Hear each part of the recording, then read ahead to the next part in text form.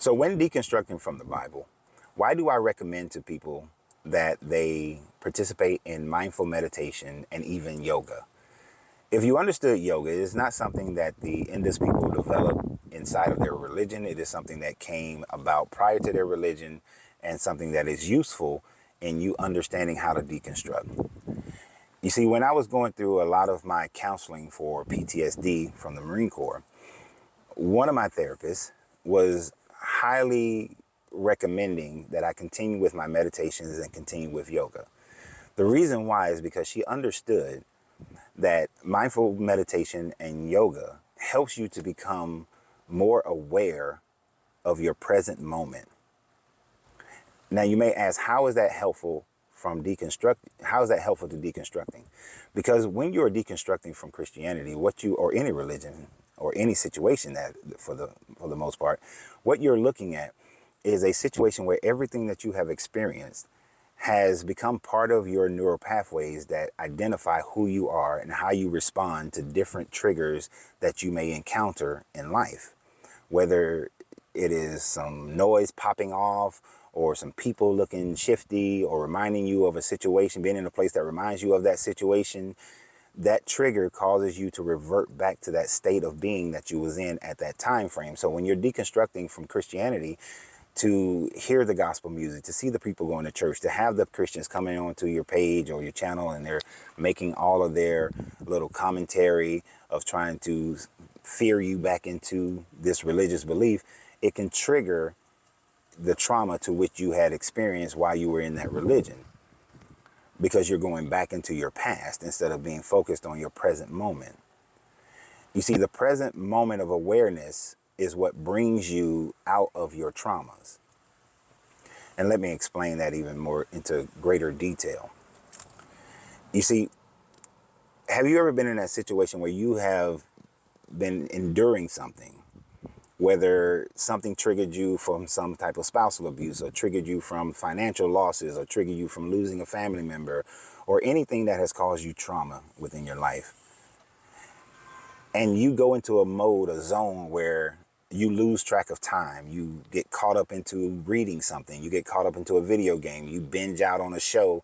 And after a amount of time, your neocortex recognizes what you're doing, and then you come out of it, but you have lost track of all that time that you spent trying to deflect from the traumatic experience that you had in your past.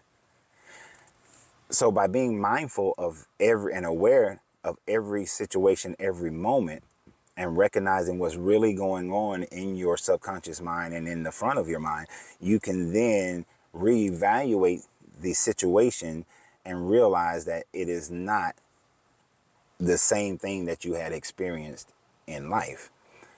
To give you a personal example, when I was in my popcorn shop and a young lady walked into the store, hearing her accent, I recognized that she was from Liberia.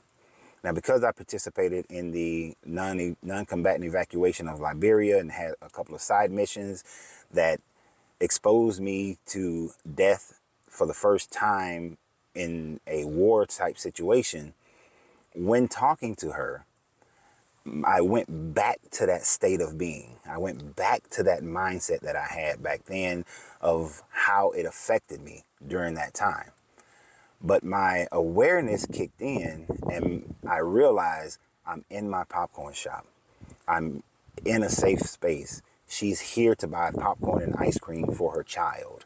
I'm not participating in the atrocities that I saw when I was in that theater.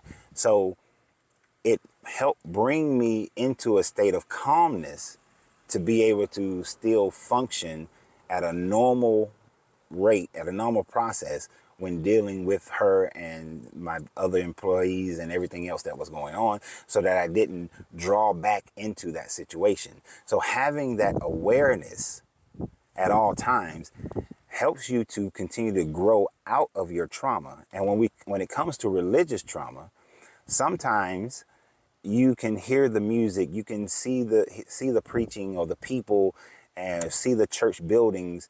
And one of the biggest traumas that we have to deal with is the people that we dealt with, but also that religious fear of you going into some type of eternal hell if you don't believe in this God. And that could bring up fear and anxiety within you. But by going into a mindful meditative state, it helps to bring you into the reality of what you have learned and what you have discovered, so that you come into a level of peace with the decision that you made of walking away from this religion. And then you're able to function at the higher vibration that you were in when you moved away from this religion. So if you don't meditate, if you don't do yoga, I would implore you to participate in meditation, and not let's clear our mind. It's just accepting what comes into your mind, see it in its true form and reality, and then moving on with your life as you let that thought move through your mind and go out of your mind.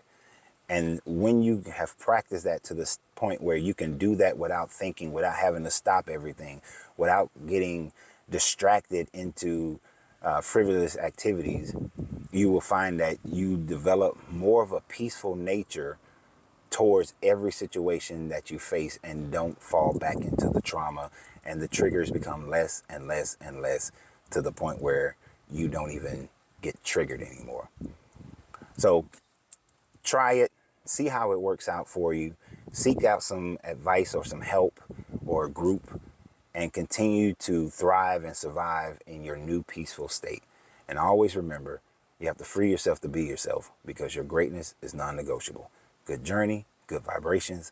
Like, share, and comment, and subscribe to the channel.